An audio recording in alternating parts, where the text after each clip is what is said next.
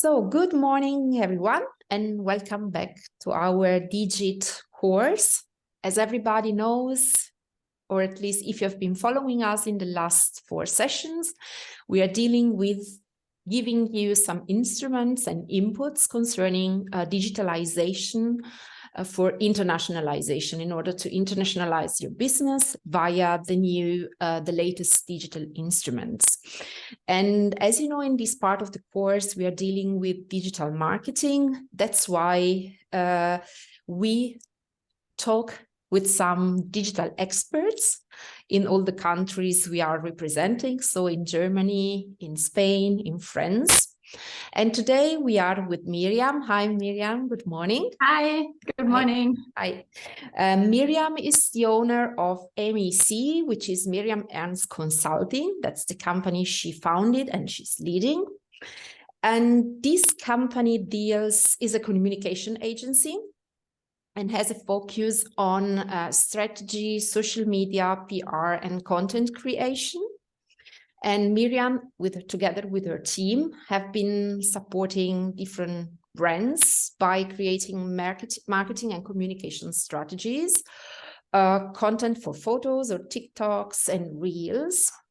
The sectors Miriam deals with are really a wide spectrum, I would say. So starting from tourism, after fashion, finance, automotive, industry, and also lifestyle. So I hope I could introduce you in the best way I could, Miriam. It was perfect. Yes. If not, please feel free to complete the introduction. Otherwise, we can move on with our questions.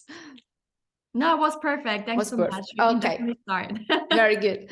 So we would be very happy to hear, first of all, your opinion or the way you see the use of artificial intelligence and machine learning impacting the digital marketing sector. So what do you think about that? What is your experience in this field?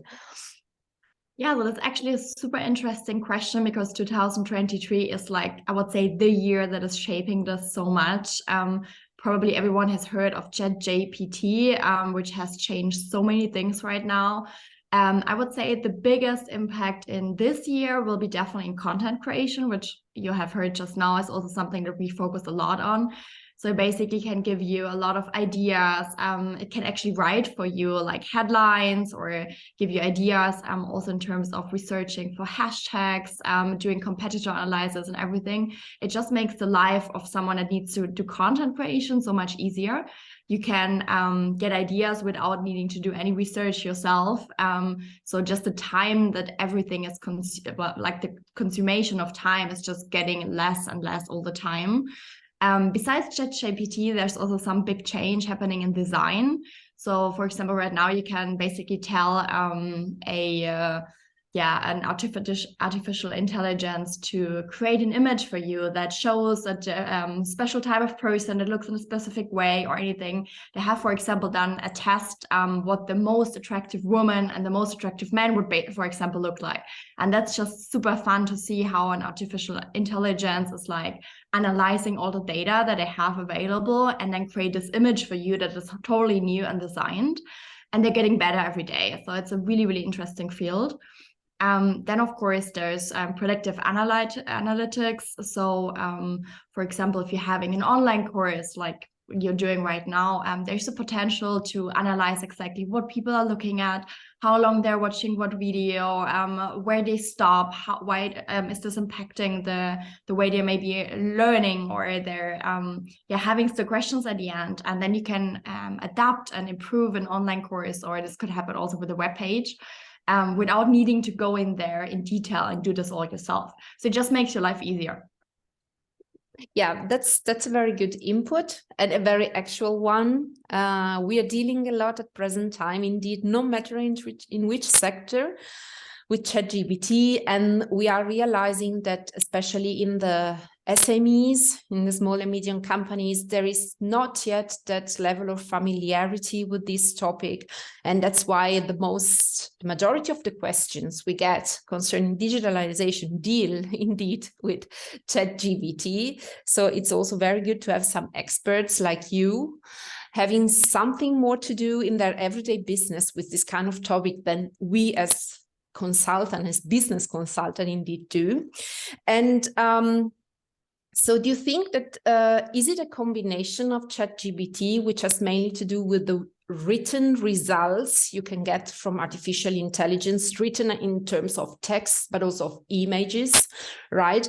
How do you see the combination of these results with the use of augmented reality or virtual reality, and how does it affect the digital marketing nowadays? Yeah, so virtual and augmented reality is not something totally new to the marketing anymore. However, you're creating unique shopping experiences, for example. Let me give you an example of, for example, a lipstick. So there has been happening these digital try-ons, for example, on Pinterest, but also on other platforms where you can basically see yourself wearing that lipstick and directly know, like, if you like the color, if it fits you. And yeah, basically the artificial intelligence could suggest colors that fit you better. So make your user experience easier, better, and of course, drive more sales at the end. So this is actually really, really big impact, where I don't think we're there yet to make this 100% happen. At least it doesn't happen in the daily business out there yet. But this is definitely something that will change in the next year or 2 years. And will be very, very big impact on how virtual and augmented reality can be used. Then, of course, you can also do the same in store, so to create more fun experience, more innovative experiences. And also something that's really important is to have more interactivity with consumers, so that you learn more from them. You see what kind of colors, for example, they are preferring, what they are looking at, and then you can also drive data out of this on how to develop new colors for the next year, for example. So there's a lot of potential in the combination of the two. The combination of augmented reality and artificial intelligence. Yes, that's very true. And you have now mentioned another very interesting point, that this combination is helpful not just to make the point and the state of the art at the present, in the present moment, but also it has a great value concerning forecast and foreseeing what could come and what is supposed to come. And that's a very good point. We couldn't discuss about that with the other interviewees, but thanks a lot that you've mentioned it. Exactly. And my next question would be about messaging platforms, chatbots or other messaging apps. I guess you've made your experience both as a user, but maybe by offering these solutions for your clients. So even an insight in these tools could be helpful for us. Thank you. Yeah, of course. So this is not something that we are offering to our clients. It's more something that we sometimes work with, especially when we are speaking about social media, chatbots that automatically answer. And of course, artificial intelligence is making this so much easier.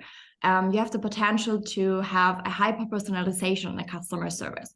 So right now, the main chatbots that are out there, or the messaging apps that are out there, have very fixed answers to some questions. So depending on how you ask a question, they can answer you or not. And with the change to go using more artificial intelligence, you have the potential to even answer questions that are not predefined. The chatbot can learn out of the answers that have been given in the past, the questions that have been asked from the users at the end, and this can always develop and get more quality service, more precise answers without a normal person needing to be there and answer in parts. The artificial intelligence can use all of the answers that are on a web page, can scroll through documents and so on without needing to have pre-written text, basically. So that's definitely something that changes a lot. And there have been a couple of tests, actually. And sometimes when we're not there yet 100%, but sometimes you don't even recognize that you're speaking with an artificial intelligence, which is insane if you think about it. Yeah, that's good. It really depends, as you said, on the predictions ability of the platform you're interacting with, but in some cases it is indeed like that you don't even recognize that you're not talking to a person. That's true. Very true. Thank you. It's actually a fun fact about that. Please. So I just read an article a couple of days ago where artificial intelligence had a job to recruit people on a platform. And in order to go on this, they had to answer a CAPTCHA service, but a CAPTCHA is made to like make sure that it's a real person. So what did this artificial intelligence do? They said, hey, I cannot read, I'm blind, so please eliminate this. And he actually managed to get on a platform. It's insane. Unbelievable. Wow, that's a very interesting case. It's also quite worrying that something like that actually happens. It is. But yeah, these are the risks which are linked to these new instruments. But I mean, I think the most important thing is to be aware of that, right? Because awareness is also more than 50% of problem solving, right? And but that's a very good point. Thanks a lot for your example. And sure. What is also very interesting, because we are having to do, I mean, this course is basically aimed at medium and small and medium enterprises, let's say so. And most of them are really struggling now with the latest or the most spread video instruments or tools. One of them is, of course, TikTok. And linked to TikTok, we also have the topic of live streaming of an event, of a production cycle, of a location, if it's the tourism branch. So I guess your insight concerning both TikTok and in general live streaming of events, what do you think about that? What is your experience and what do you suggest? So that's a good and very open question. Let me try to give some insights there. So TikTok is definitely a platform that is growing the most in the past months. It's not new anymore. It also had started as Musical.ly at the very beginning, so it was a totally different platform, but it has developed a lot into a very engaging and fun platform to use. So it's very much focusing on Gen Z, but evolving always more into also the older target groups. It's a platform that probably the most platform that gives fun out there. So basically you're not using TikTok, well, you are using TikTok also to learn and to get some information and everything, but mainly you want to be entertained while doing that. And most of the brands who are out there and have been posting these super pretty images on Instagram before, they're struggling a lot with TikTok because it works so different. And it's not about presenting something that is perfect, but it's about showing the raw product of how to use it, the raw people behind the company. So that's a big difference. And you need to first shift your mindset to how to use this platform before you can actually create content that makes sense for this platform. Then, of course, also TikTok is offering more and more shopping features right now. So for every e-commerce that's out there, there's a lot of potential to actually drive sales directly through the platform, even more than with Instagram, which has the shop, but they're actually not continuing to develop any shopping features there. So TikTok is very much focusing on that. So there's a lot of potential there. And then, of course, very important is the part of authenticity, which also makes or explains why live streams is so relevant. Because in live streams, you cannot, change that much. You cannot edit the images to its perfection or something like that. So right now I don't have the perfect background, for example. I cannot change that. That's just how I'm staying here in my home office right now. So live shows is so important to show authenticity, to speak in real time with people, but also get real-time engagement, which makes it easy to drive a communication, to drive feedback from your followers, from your target group. And then, of course, you can also show products in live in real time, which also drives more sales, because engagement always drives more sales at the end. So that's, I think, the two most important things to consider.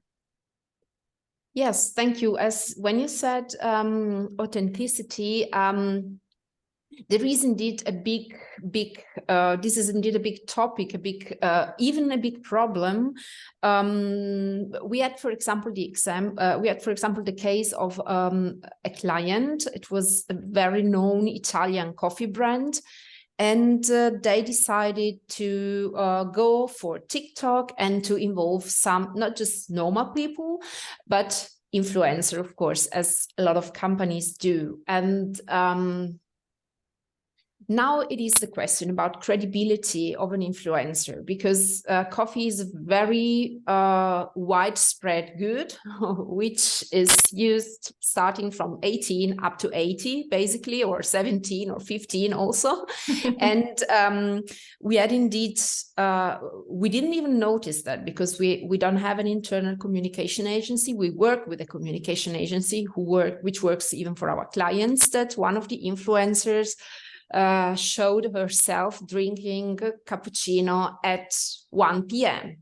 So we had literally a shitstorm, as it's usually called in this field, of a lot of clients of this company, but of course of other young and even not so young people who were telling us, okay, cappuccino cannot be drunk after 12 o'clock in the morning, okay? 12 o'clock is already very late. So we could say we reached exactly the opposite effect the company wanted to reach through this influencer. But indeed, there was so much traffic on their Twitter and Instagram and TikTok account that at the end of the day, they reached the result they wanted to reach.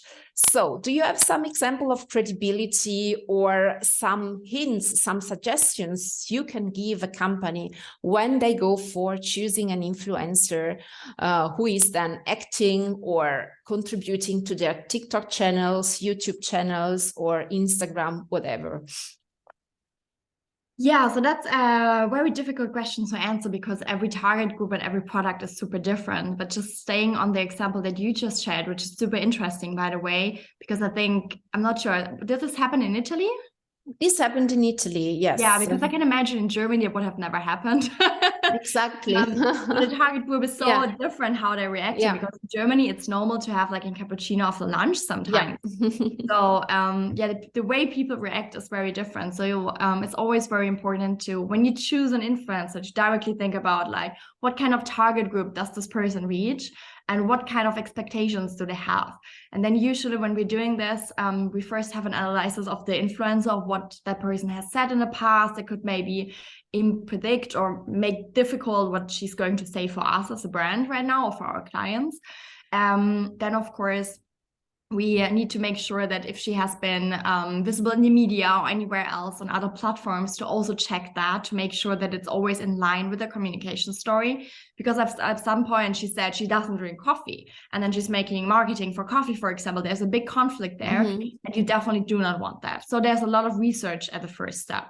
And then the second thing is, before we start a bigger campaign, we always think about like, what kind of issues could be arriving or could be driven by our consumers, and then we're trying to get perfect answers to them before they even happen. So basically having a FAQ answer sheet that we share with all of our customer services. This will never be perfect, because you cannot predict everything, but maybe you can use artificial intelligence to get some more ideas, maybe. But yeah, so the way you can prepare as much as possible on potential shitstorms, feedback, negative experiences in the past or whatever, the more you prepare, the easier usually it gets, but you can never be prepared 100%. So it's always important for a bigger campaign to have someone on standby that can then create an answer, and to always also know like who needs to approve these answers before they can go live. Yeah, so the interaction basically with your direct client is the most important instrument you have to decide in which direction you should go, or how you should react to the campaign you are. Yes, exactly. And also to have someone that you can reach. For example, if something happens at 9 p.m. or on the weekend, and you cannot reach any one of your clients, but you need to answer, because the real-time answer is the most important here. Because if you give a good answer in the very first moment, sometimes a shitstorm doesn't even happen. If it takes for you 24 hours to answer, there have been so many people jumping on that topic that sometimes you cannot control it anymore. Definitely. Yes, this was a very nice chat from my side. Very nice, structured, and with some really relevant points.